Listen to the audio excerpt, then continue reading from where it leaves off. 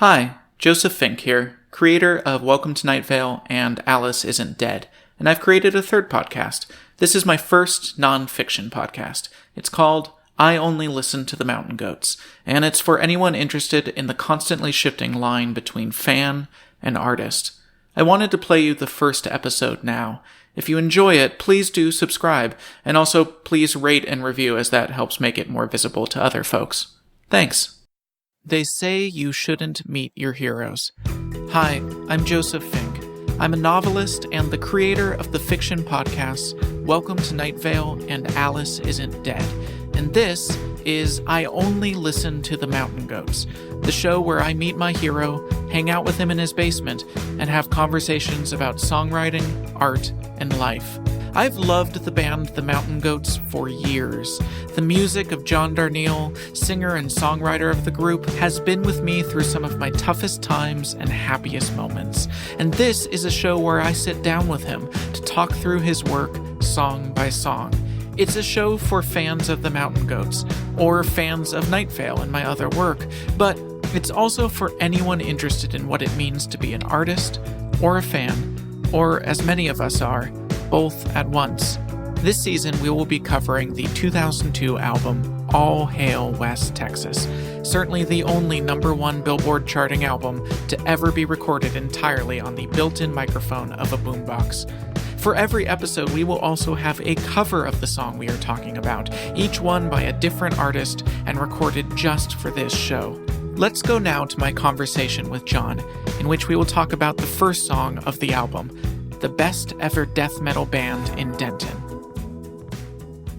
So it's really weird in a lot of ways to be finally doing this podcast, because I think I told you this before. This is an idea I had years ago, and I'm honestly trying to remember how many years? Probably at least 3 or 4 years ago. But with Deep Purple.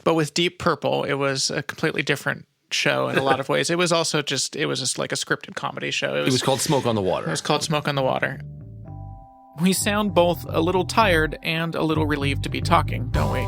I had flown down to Durham, North Carolina, where John lives, late the night before. We were supposed to record starting that morning in John's office, a professional situation, in chairs, but we had spent most of that day dealing with technical problems, and for a variety of reasons, we ended up talking on a mattress in the basement of his home, surrounded by old touring guitars and boxes of the master tapes of his albums. You'll occasionally hear basement noises, water rushing through pipes, his kids running around upstairs. It's a basement, not a studio. So I had this idea. The original version of the show was that we would collect all of songs you'd ever officially released. Right. Assign them all a number, and then use a random number generator to just assign one of them to people. Wow. And they wouldn't be able to choose or know beforehand. They would just be like, here's your song. Artists would love that. They're all very open to that kind of process. People are very easygoing. Especially musicians. They never say, oh, I wasn't thinking about doing that one. And then but instead, I decided to go through one album of yours in order, because I think in a lot of ways it's an interesting album to start with for a show like this. Yeah. So we're going to be going through the album All Hail West Texas, which coincidentally means we get to start with, I would say, arguably your most popular, or one of your most popular songs, would you say? It's top 5. Certainly among the people who like what we do, Denton is a big one. Before we go much further, let's listen to the original album version of the best ever death metal band in Denton.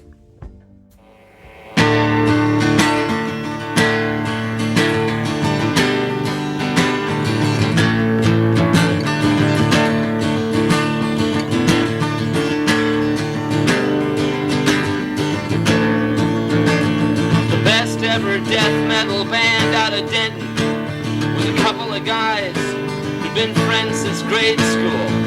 One was named Cyrus, the other was Jeff, and they practiced twice a week in Jeff's bedroom. The best ever death metal band out of Denton never settled on a name, but the top 3 contenders after weeks of debate were Satan's Fingers and the Killers and the Hospital Bombers.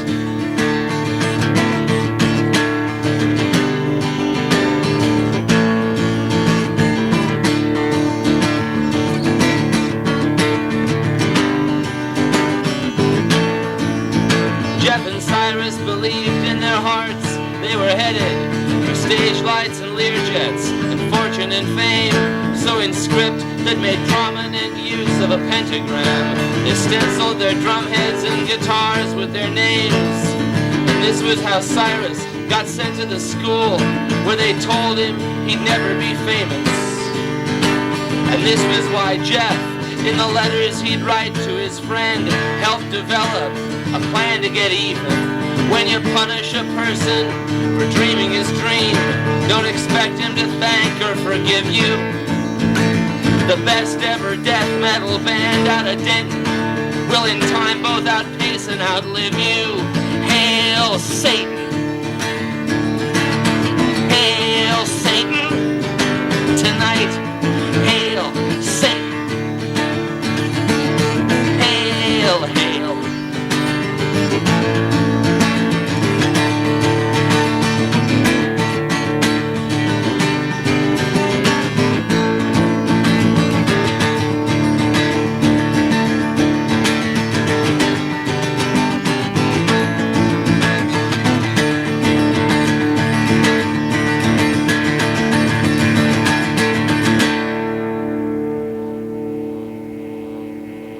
The funny thing is, I don't think I played it hardly at all and there wasn't really an official All Hail West Texas tour. I didn't have album tours at that time. I just went on tour when it was time to go on tour. But I don't think I played it much for a long time because it was in an alternate tuning that I hadn't preserved. So now I play it in drop D, but I don't even think that's right. There's several of those, and also one iced coffee. Thank you you very so much. much. Lalitri has brought energy drinks and iced coffee. You are the best. Thank you so much. We're going to just leave all of that in. Yeah, we're not going to... See, we don't believe in fixing it in post, even though I'm sitting right next to the reels onto which All Hail West Texas was transferred at Tiny Telephone by Alex Newport, and there was, in fact, a lot of EQ work done. It's not exactly what was on the cassettes. On the cassettes, it needed EQing. I was kind of trying to think about these songs on a musical level, which I know how to do to a certain extent. My father was a musician and taught me music from a young age, but I was never great at music theory. So what is alternate tunings is a thing. You know, I've played guitar for years. Right. I've never gotten to a point where I feel super knowledgeable about the instrument, and alternate tunings is always like the line that feels like I don't know enough to understand even what is like the advantage. Well, it's not about understanding. It's actually about taking your understanding and skewing it a lot of the time. It depends on who you are. David Crosby is a profoundly accomplished guitarist whose ability to parse harmony and whose understanding of this stuff is at this extremely deep level, right? So when he does an alternate tuning, he's got reasons like why he wants to be playing on a certain area on the fretboard, or he thinks it is going to satisfy something he needs melodically. But for a lot of us, including me, it means that I won't know what I'm doing then. And that can be really good, right? So you're facing this new challenge that you don't normally face of how do I make enough chords to make a song? So like by retuning, you are just forcing yourself to not really know how to play the instrument again? You're taking away some of your knowledge, which is, I think in writing and everything, there's always great advantages to knowing what you're doing. But if I take a little of control away from you, I take a little something away and force you to think on your feet, right? You may resent it, you may enjoy the process less, but you will probably find stuff you weren't going to find otherwise. And when you find that, you'll be excited because you will know I wasn't going to get there by myself. It's similar to kind of why I'm super into using random number generators for things, because it forces you into directions and ideas that you wouldn't have tackled otherwise. I do a lot of my work by random number generation because it just forces you to make decisions you wouldn't have. I can only offer one experience of the music of the Mountain Goats, my own. So I wanted to also bring in other artists who love the band as much as I do. Now, when it comes to famous fans of the Mountain Goats, they don't come much more famous than John Green. He is the best-selling author of The Fault in Our Stars and the upcoming Turtles All the Way Down. He sold more books this past year than I will in my entire life, and he is an unabashed and absolute fan of the Mountain Goats. He also is an incredibly nice person, and he and John Darnielle both helped me significantly when my first podcast was just starting out. We talked with John Green about the best ever death metal band in Denton, as well as the newest album from the Mountain Goats, called Goths, and the Bible passage 2 Corinthians, which I read so that I could give you some context for this narration, but frankly, I think maybe I'm just too Jewish to get it. I should tell you that we were speaking on a day that Trump did something truly evil and destructive. I know that doesn't narrow it down a great deal, but I just wanted to give you some sense of where we were all at when this recording begins. Yeah, I mean, I don't want to let Donald Trump control my every thought, but he kind of does. Well, it's not, this is the thing, it's like, one of the virtues of this is that, like, I was thinking about it, why am I angry today? Well, it's because I love Jesus Christ, and he tells me that, I have to love people all the same, right? Or I'm not answering the call, and when you wake up to find somebody who's like done something that's like the exact opposite of everything I know about Jesus, right? Yeah. But who also is claiming the mantle of the very guy who tells me not to be as he is. I mean, it's like it's a burden. It's like it's really, Yeah. I mean, I know that we will all. Well, I can't say all, but I mean, I know that we will fight. But yeah, I mean, I have a lot of friends who have been suffering since November 5th, and today's got to be a hard day for them. Yeah, I feel the same way, and I feel the same frustration of feeling like my faith has been hijacked, but also like it has been hijacked in the most theologically indefensible way. Yeah, I mean, it's being hijacked by the guy who read 2 Corinthians. Yeah, good old It's 2 like, Corinthians. Everybody's It's a guy favorite. who literally has never cracked the book open, and that's Yeah. what I mean. You don't even. I mean, the other thing is you don't need the Bible to know that Right. excluding a bunch of people because of who they are from the same opportunity everybody else has. This is not a biblical question. It's just what's frustrating is that for sure, if you believe the basic precepts of the guy who got nailed to a tree, number one is you don't deny anybody a seat at the table. It's like that's the central teaching of the whole deal is that everybody is invited. Yeah. So welcome to I Only Listen to Mountain Goats, where we talk about Jesus Christ. And Hi, John. Hi. it's so good to hear your voice. It's been a long time. Yeah, it's good to hear your voice too. Although I have been listening to it constantly, I've completely fallen for goths. Oh, thank you. I fell for it initially, in the usual way that I fall for a Mountain Goats album, but now I've fallen for it in a deep, hard, takes me back to a place that I haven't been able to visit and need to go to way. It's just real special. Thanks. So- We're very proud. It's my favorite. I mean, the new one's always my favorite, but taking the guitars out, Joseph and I were just talking about formal limitations, how you take something away from a musician or a writer, doors to new places open up. And when I went, what if I just don't even take a guitar to the studio? What if I just don't, right? It's like so much new stuff came in. Yeah.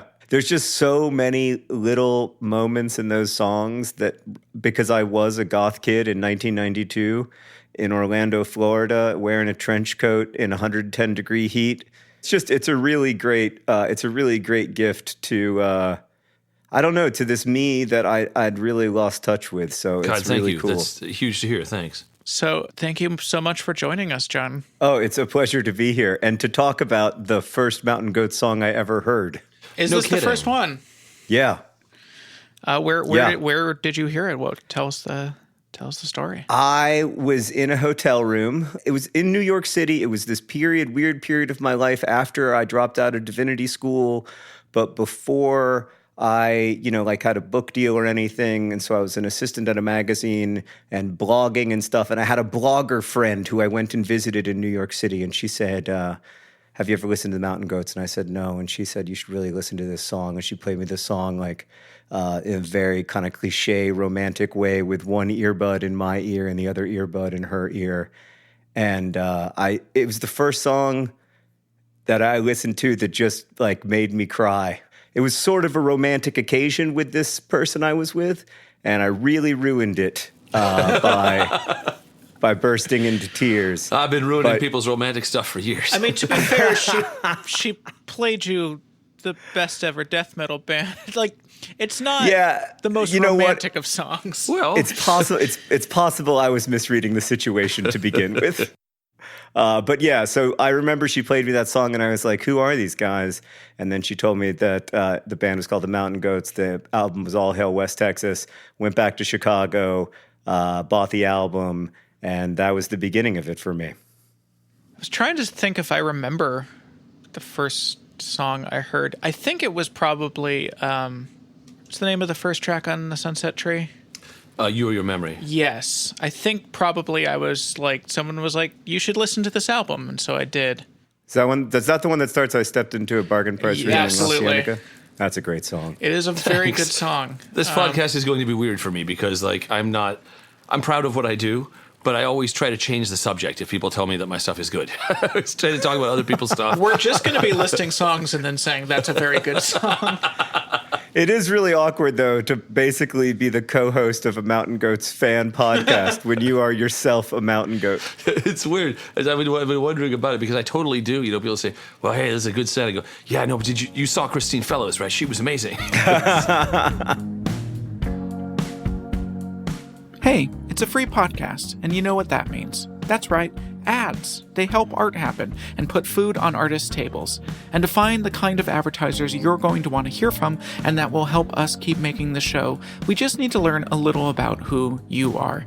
We have a quick, anonymous survey at podsurvey.com/goats. This will go a long way to helping advertisers see how great all of you are, and by completing the survey, you can win a $100 Amazon gift card. So again, this is genuinely a huge help and an easy way to support the show. Don't wait, just head over and take 1 minute at podsurvey.com/goats. John and I are so grateful for your support. If you're like me, you are often too busy to shop for clothes and definitely too busy to take stock of your style and think about what might look better on you. Well, Bombfell is an easier way for men to find the right clothes for them. It's as simple as can be. You complete a questionnaire, I think it took me all of 30 seconds, and then a dedicated personal stylist handpicks pieces specifically for you. You take a look at the selection and have 48 hours to make changes or cancel altogether. You're in total control the whole time and only pay for the clothes you keep. You have the option of getting new clothes every 1, 2, or 3 months. Bombfell is on your side. After all, they don't make money if you don't find some dope clothes that you want to keep. I was very impressed with the stuff that Jasmine at Bombfell picked out for me. They were good quality and fit right in with my wardrobe. In a total time of a couple minutes of answering questions and checking out what she had picked, I replaced a day of shopping, and the result was an outfit I feel really good about. I am literally wearing it right now.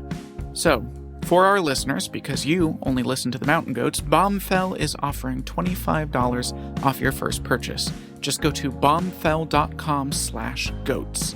That's BOMBFELL.com/goats. You are a couple easy minutes from your new favorite outfit. Bombfell. Open and close. So I went back to Chicago and I still had all these divinity school friends, you know, and I was always trying to explain why I had dropped out of divinity school and why I wasn't going to pursue the ministry. I'd been on the track to become an Episcopal minister.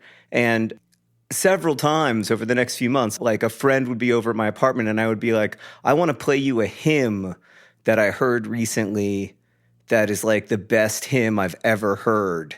And I would play that song. And I would be like, I think that is like a properly good hymn, even though it ends with like, Hail Satan, Hail Satan. And the theological difference that I had, I think, with my church ultimately was that I still think that song is a great hymn, even though it ends, Hail Satan, Hail Satan. You know, it's one of my first religious songs is the thing, is like, because when I said that, I remember tracking this song, right? I remember that was a very productive week for me. My wife was at hockey camp in Canada, and I was alone in the house. And I feel like internet was 56K at that time, so sitting on the computer for 9 hours was not really something you did unless you were very hardcore. So, which I wasn't. I was working my day job, and I was writing songs in my spare time. I didn't have friends because I don't do IRL friends. And I was writing all these songs while she was away for a week. And I got this idea. It was after work. It would have been like around dinner time. And I didn't have an ending for the song, and I was sort of recording it to see how it sounded and see where it was going. And the Hail Satan wasn't written down; it was a spontaneous eruption, but it felt like a religious confession. I mean, not obviously, you know, the dark principle that people talk about, you know, the Satan, John Milton's Satan. You know, that's not what that means. it means, it's a celebration of two people being true to themselves. It's like, it's a celebration of that later satanic principle of self-knowledge, which isn't really Satan at all, right? It's actually godlike.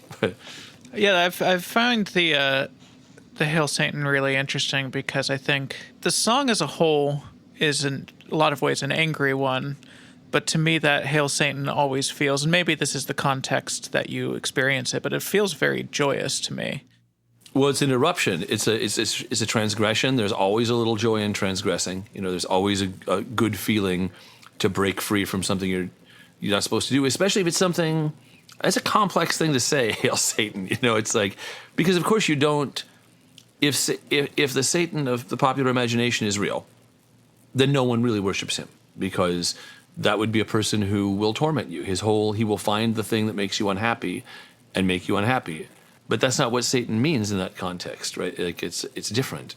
I think it also means like that community, the community of people who love death metal and make it together, and how that community can kind of hold you up. And so some of it, to me at least, is a celebration of that, which is very real and powerful and holy. That's one of the things I always loved about that song. Joseph, have you ever been at a concert where that song is played and then the crowd takes over and keeps like chanting Hail Satan after the song is over? I have not. That sounds amazing, though. Does that happen that often? So I tend to leave the stage after the little rave up, and then the band plays on for a while, and so I didn't hear it. That's amazing to think about. I'm trying to think of how to phrase this in a way that isn't loaded in terms of forcing you to answer a certain way, because there's a lot of ways that this could be true. But I mean, do you feel like encountering music like this affected your writing? Oh yeah, no, I mean, the Mountain Goats are a huge part of every book that I write because it's really the only music I listen to while I write. Mountain Goats fans who read my books find little Easter eggs in them from the songs that I was listening to, little phrases that I'll use from the songs. So yeah, it's a huge part of my my writing. But I mean, honestly, and it's awkward because I know John's here, so like it's a little awkward to talk about this. But to be honest with you, it's the most important art in my life for my whole adulthood. It's guided the way I think about being a person, the way I think about being a person in community, how to imagine the lives of people who are distant from mine or feel distant from mine. And also, there is a thing that music does really, really well, which is that when you are alone and you're scared and you feel unheard or unhearable, great music, the right music for you, can make you feel less alone and can make you understand that that you're, whatever you're going through is not unprecedented and is not without people who feel compassionately towards you, even if they're very far away, and even if they maybe don't know you, that their love for you is genuine and can like reach across space. And that's something I always feel when I listen to the Mountain Goats. I always feel like heard, I guess. It's a huge gift. Thank you. I mean, it's like, I'm always saying, when I was a child, reading the authors that I loved and listening to the music that I loved, the thing I got from that is what you're describing, that feeling of being understood somehow, and by a stranger, and that weird connection, it's like, where it's not the person, it's not the stranger, it's the thing they've made that opens this space for self-reflection, for being able to see yourself through an outside eye or something like that. A huge gift to hear that. Thanks, man. There's that line, I don't want to misquote it. I always misquote your lyrics. Oh, that's to okay. You. I didn't get to be a teacher, so I can 100% correct you. No, I'm just going to look it up and quote it correctly. You have the internet. I bet you have the internet over there. There's that heartbreaking line in Hast Thou Considered the Tetrapod where you write, hoping you don't break my stereo because it's the one thing that I couldn't live without. So then I think about that and then I sort of black out. Music really is that for a lot of people, and I know it's a kind of awesome and overwhelming responsibility to be one of those bands for a lot of people, but you are. It's a blessing, though. And then it's responsibilities are gifts. If you have a responsibility, then that for me is a hedge against the dark places. When I have a responsibility, I can be outside of myself. And I think that's a lot of what making art is about. Is like being able to make some connection where you have something bigger than you to take care of. And that connection that I get, it's a huge blessing to me. Yeah, I mean, I feel the same way with my work. Like that, it's this gift exchange. That. By them trusting me or trusting my work, it also makes me get up in the morning and want to do it. Makes me understand that I have to do it, and knowing that is really, really good for me, because otherwise there would probably be months or years when I wouldn't probably get out of bed. So I agree, it is a blessing, but it is also, it's a lot to hold. It's a lot, but I have a therapist. I'm happy to. I don't know. It's like I can when I've had some depressed years, where then it feels like a lot. And those are But even now, I know if I'm in that space, then I don't leave the dressing room after I'm done playing. I do what I do, but I try to limit my contact a little bit so that if you're in that headspace. But for me, it's like that's one of the things that I have been constructed somehow to do, is to be able to stand in that space, and it's for me, it's just because it's giving back, because I can't even begin to list the musicians who were those people for me, whose music. Amy Grant's the first one, 7-inch hers over there. I'll never get to tell her, what her music meant to me in 2008 or 9, but I'll never forget it. It's so to be able to stand on the brink of the abyss for somebody, it's an honor for me. Yeah, there's an interesting thing, I think, that anyone who becomes an artist that has any following at all has to confront, which is that people feel about you the way you felt about others. It's weird suddenly being on the other side of that equation, and it's an interesting thing to process, I think, to try and understand, because it also, I think, maybe makes you think about the people making the art that was very important to you differently, because you suddenly realize, they were just me. They were just people. Like the work was important, but there was this moment where you realize that there's not this untouchable barrier between you and the people making the things that meant a lot to you. I think it's a nice moment when you realize that those are also just human beings, and also as a musician, you learn to listen also to the drummer. And the basics. It's like when I listen to Amy Grant records, a lot of people listen to anybody who performs under a single name. It goes, David Bowie, or whoever, right? But it's not just them. It's not just me. That's why we're the Mountain Goats, right? It's like, it is not John Darnielle reaching out and touching you. Even if I'm the only guy on the record, it's the sum total of a bunch of other stuff that I brought to the table when I sat down to write. It is not a wizard in a tower with his last copy of the Book of Spells, doing a spell that only he can do. It's a communal exercise, even if it takes place in solitude, which is why I think there's a lot of that in my music. There's people who are by themselves reaching out to some place beyond. Yeah, no, I mean, I think that's so true. I think that's so powerfully true. There's this quote about Shelley that someone said that I've never been able to track down since college, so I might have made it up. And if I made it up, I apologize. But somebody said of Shelley, now there was a cracked vessel that shone a lot of light. Oh, man. And the idea that part of it is you, but part of it is just that if you can let through the cracks within you, if the light can shine out and be helpful to people, that's the work. And that's not really, in the end, like, it doesn't really have anything to do with individual genius.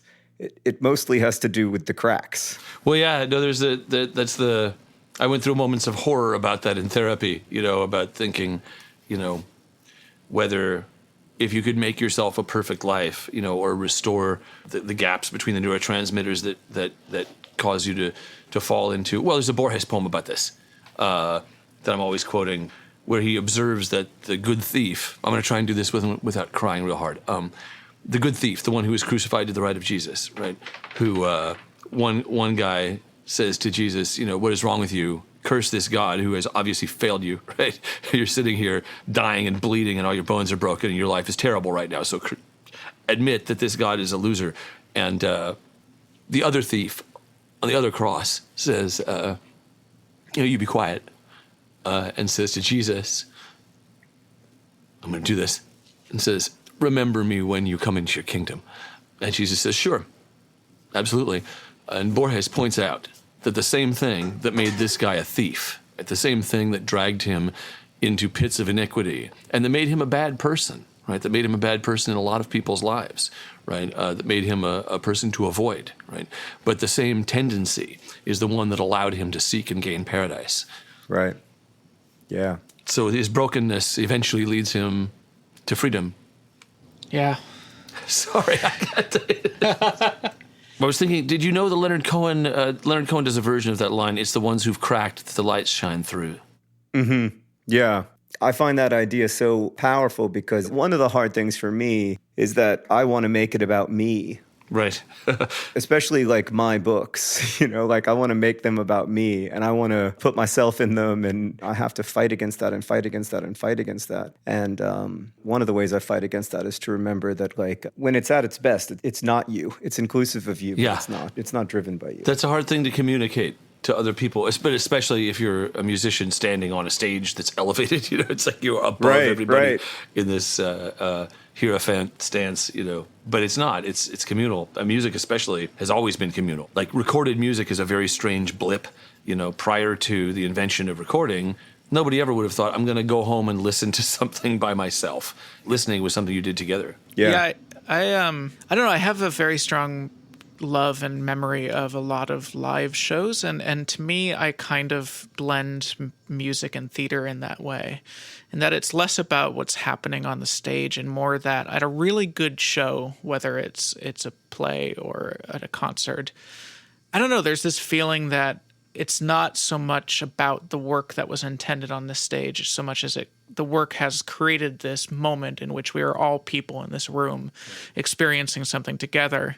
I can really remember strongly the nights that did that for me. And now when we do these Night Vale live shows, that's always my goal, is I just want to create that moment for other people. I want to have a night where people feel like we were all in this room together and we experienced something. That's such a great feeling. That's such a great, we say I was there about something that maybe nobody else even hears about. This was even cooler before everybody was taping everything, right? That you could say, well, there's no evidence that happened except in all of us. There's something very, I think, attractive to the idea of art that disappears the moment you create it, but then you want to keep that art around. Oh, let me tell you a story about All Hail West Texas that's kind of great. These reels that we're looking at, these 2 reel-to-reel tapes, the 2 half-inch reels to which the album was sequenced. And when we went to remaster it for the merge release of it, I got the original tapes, and I took them into the mastering guy, and he sequenced them all and did what he could, and then we A-B'd it with the CD, the original, the Emperor Jones version, and the new one didn't sound as good. And he said, these tapes have gotten old, and particles have dropped off, and we can't really make it sound as good as it did.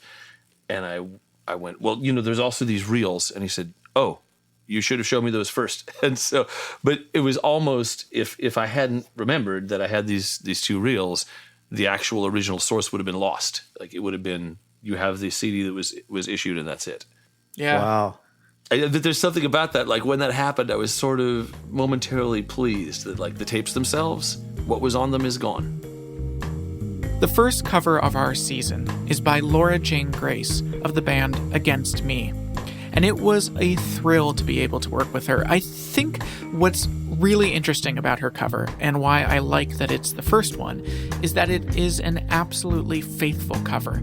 Almost every other cover we are going to hear through the course of this show really changes the nature of the song to fit the artist's vision. And some of them end up places that are quite far from the original recordings in some really cool ways. But Laura doesn't do that. She plays it as she heard it, but with a feeling that comes entirely from her.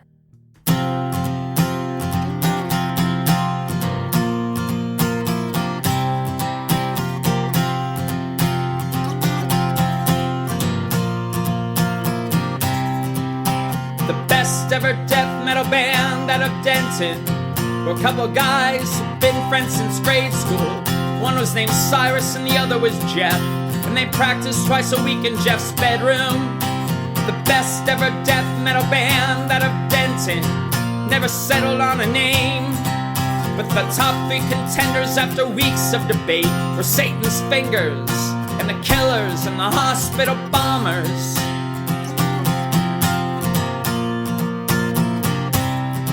Jeff and Cyrus believed in their hearts they were headed for stage lights and Learjets, fortune and fame. So in script they made prominent use of the pentagram, stenciled their drum heads and guitars with their names. And this is how Cyrus got sent to a school where they told him he'd never be famous. This was why Jeff, in the letters he'd write to his friend, helped develop a plan to get even. When you punish a person for dreaming their dream, don't expect him to thank or forgive you. The best ever death metal band out of Denton will in time both outpace and outlive you. Hail Satan! Hail Satan! Tonight, hail Satan! Hail, hail!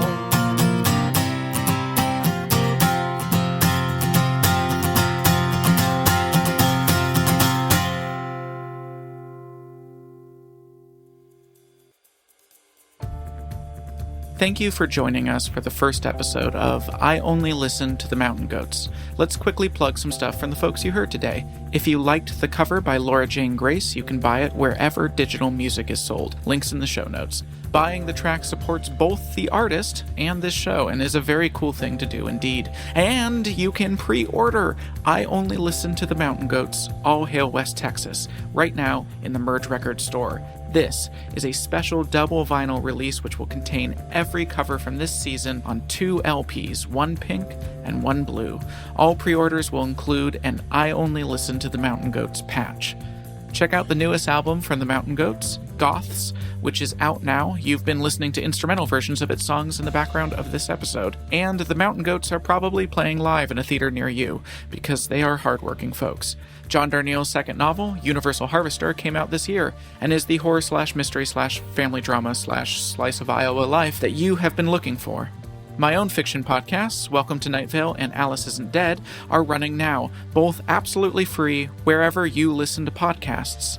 And in just a few weeks, on October 17th, the new Welcome to Night Vale novel, It Devours, comes out. You don't need to know anything about the podcast to enjoy this thriller about romance and sand monsters. Hey, let's do some credits.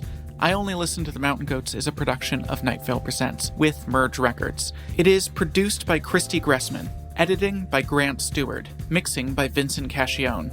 All music courtesy of the Mountain Goats and Merge Records.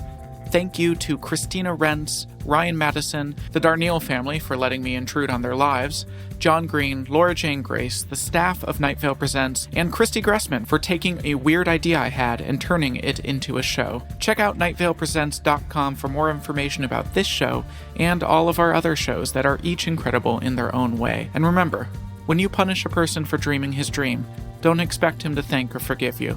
Thanks for listening, and hail Satan.